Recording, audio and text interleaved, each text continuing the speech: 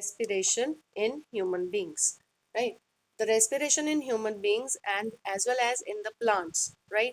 So firstly, we are just starting with the respiration. So what is respiration?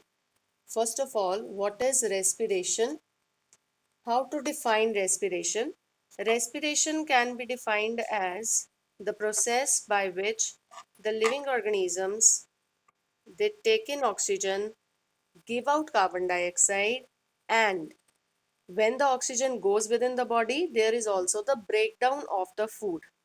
Just taking in oxygen and giving out carbon dioxide is not alone respiration. That is one phenomena, what we call it as breathing. Okay, so respiration can be defined with the two of the further processes. What are those? First is breathing. Respiration can be defined as with the two further processes, that is breathing, and second one is cellular respiration. Cellular respiration. So the act of only taking in oxygen, that is only to take in oxygen and to give out carbon dioxide, that is a physical phenomena, right? So to take in oxygen and giving out of carbon dioxide, to give out the carbon dioxide, that involves only the physical phenomena, and that is breathing. Okay, that happens in the breathing alone. But for cellular respiration, when the oxygen which we inhaled in, that is gone into the cells, that reaches to the cellular apparatus, right? That is to the biological organism, that reaches to the cellular apparatus. This oxygen that gets to break down the food. From where this glucose came? That came from the nutrition. And we have studied the first topic, that is nutrition. So nutrition as a byproduct of the carbohydrate digestion, we have studied that there will be the formation of glucose, and due to assimilation that reaches up to the cells, right? So when the oxygen reaches up to the cells, there in the presence of this glucose, the oxygen's presence, they break down the glucose and releases out the end products which are in the form of carbon dioxide and water. These carbon dioxide and water makes up the exhalation products. Exhalation means that which are to be removed out as a process of respirations part, you can say, that is it is to be removed out of the body, so it is exhaled out. So that is carbon dioxide along with water is given out from the cell as a mean of the breakdown of the food. Okay, so now how to define this respiration? Respiration can be defined as a life process which involves breathing. Then in bracket you will be writing that is taking in oxygen and giving out carbon dioxide, and cellular respiration, that is breakdown of food. If this breakdown of food happens to be in the presence of oxygen, we call that type of respiration as aerobic respiration. So further question is, what are the various types of respiration? So there are two types of respiration. Write down. There are two types of respiration. What are the two types of respiration? It is first is aerobic respiration, and another second one is anaerobic respiration. Aerobic respiration and anaerobic respiration. Aerobic respiration is the one that takes place in the presence of oxygen. As we have written here, the glucose breakdown is taking place in the presence of oxygen. So this is aerobic. So this is, it takes place in the presence of oxygen. That is aerobic respiration. Got it? Whereas anaerobic respiration, that is the one in which there is absence of oxygen. When there is absence of oxygen, that happens to be anaerobic respiration. So anaerobic takes place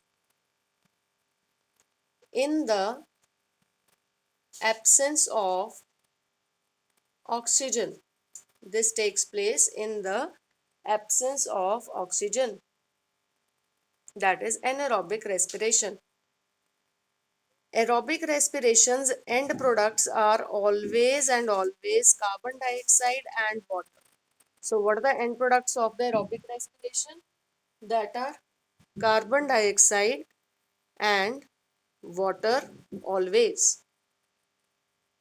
Whereas for anaerobic respiration, the end products are either in the form of an acid or an alcohol. This can be an acid or an alcohol. That are the end products of anaerobic respiration.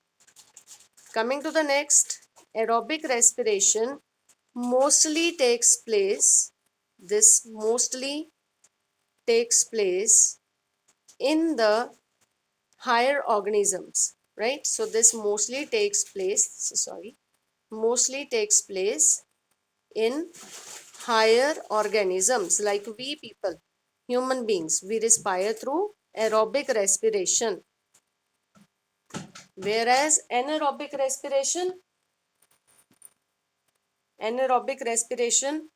mostly takes place in the lower organisms, mostly takes place in lower organisms like yeast. Yeast is a lower member, that is, it is a microbe, है ना? So there it takes place anaerobically. They respire anaerobically. Aerobically respiring are the higher organisms mostly. This is always a question like, why do the higher organisms respire aerobically? It is because that due to this aerobic respiration, there is large amount of the energy which is given out. You can make it as a new point. That is the next point of difference. The amount of energy which is given out as the product of aerobic respiration, that is nearly 36 or 38 ATP molecules. 36 or 38 ATP molecules are released as energy as a byproduct of aerobic respiration. Whereas for the anaerobic respiration, it is only and only 2 ATP molecules, which is very less, right? Only 2 ATP molecules are given out as a result of anaerobic respiration, 2 ATP molecules of energy. Okay, so here it is 36 to 38, 36 or 38 ATP molecules in aerobic respiration. It is not 36 to 38, okay, because 37 molecules are not produced. It is either 36 or 38, okay, and here it is always 2 ATP molecules which are being produced, right? So this is aerobic and anaerobic respiration, the two types of the respirations. Any question to anyone in understanding this? Any doubt if you have? Yes, raise up your hands. Now we have just studied that due to aerobic and anaerobic respirations, there is the end products, that is either aerobically if we are respiring, it is carbon dioxide and water, or it can be an acid or an alcohol if respiring through anaerobic respiration, right? So after this, what are the various pathways that which are followed for making these end products, right? So compiled up, you can say we can write up this next question. What are the various pathways of breakdown of glucose? Write down. What are the various pathways of breakdown of glucose? This is a very, very important question and it was there in the board exams, right? Pathways of breakdown of glucose. Last year, it was there in the board exams. So this is a very important question. Now, before discussing the pathways of the breakdown, that is aerobic and anaerobic pathways, there is firstly the breakdown of the glucose into an intermediate chemical compound, which is called as a pyruvate or pyruvic acid, right? We know that glucose is a 6 carbon atom compound. We know this. Glucose is a 6 carbon atom compound, that is C6H12O6. Hai na? So glucose breaks down forming an intermediate which is called as pyruvate. That is called as pyruvate, or it is also called as pyruvic acid. This is PYRUVIC. Okay, pyruvic acid or pyruvate. This pyruvate is a 3 carbon atom compound. So when one molecule of the glucose breaks down, it produces 2 molecules of the pyruvate. Okay, on the breaking of the one glucose molecule, which is a 6 carbon atom compound, it produces 2 of the pyruvates, which are 3 carbon atom compounds, and this acts as an intermediate. This acts as an intermediate, right? intermediate, that is for generating the end products. Before that, the glucose forms a pyruvate, which is an intermediate. Following any pathway, may it be aerobic or anaerobic, this has to be produced. Okay, the difference starts after that. There is a series of reactions that which are undergone for this conversion, and we call those series of reactions as glycolysis. That is glycolysis. Glycolysis. Glycolysis. Right? After this, the pyruvate or the pyruvic acid that further breaks down in the presence or in the absence of oxygen. Now let's say firstly it is breaking down in the presence of oxygen. In the presence of oxygen means plus O2. When it is breaking down in the presence of oxygen, here we are saying that we are using aerobic respiration. है ना? So aerobic respirations end products that we have just written in the difference, they will be always carbon dioxide and water. Right? But when they are respiring anaerobically, the organisms like lower organisms like yeast, I have written minus O2, that is in the absence of oxygen. Okay, so when microbes like yeast respire in the absence of oxygen, they follow the pathway and they produce the end product as ethanol along with the giving out of gas, which is carbon dioxide. This is alcohol. We have just written here the end products can be in the form of an acid or an alcohol. So this is alcohol when the lower organism is respiring in the absence of oxygen. Okay. Next is in the absence of oxygen only when our muscle cells they respire. That is when we are getting less of oxygen, when you are doing the more of the heavy exercises. Let's say you have just started the exercise and on the very first day of the exercise you have done the exercise for nearly half an hour or 1 hour. So under those conditions you will be respiring more, your respiration rate will be fast when you are having the heavy exercises, your blood circulation rate is also more. In those conditions what happen, oxygen does not lead to the muscle cells of the legs where there is more energy is required. When they do not reach to the muscle cells, they start respiring anaerobically. And as a result, they produce out an end product which is in the form of a acid, that is lactic acid. Lactic acid is not accompanied by carbon dioxide. Okay, it is lactic acid alone, right?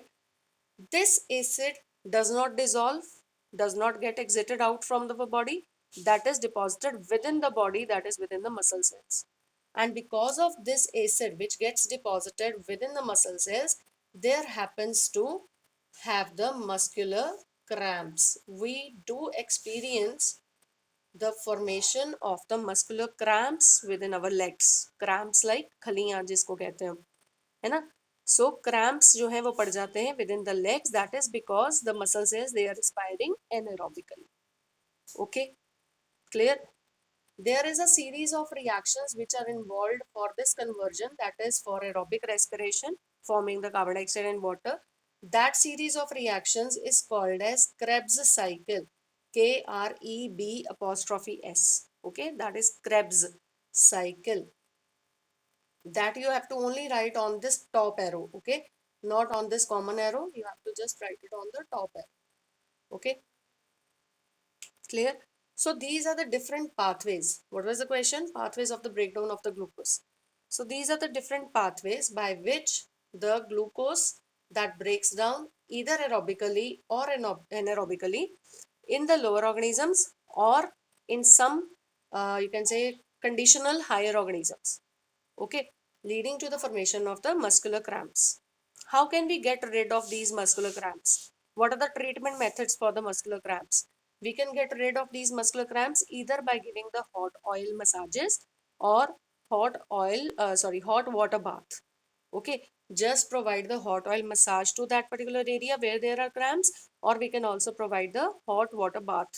Okay, so that will relieve out this lactic acid from those areas, and hence there will be some relief felt in those muscular cramps.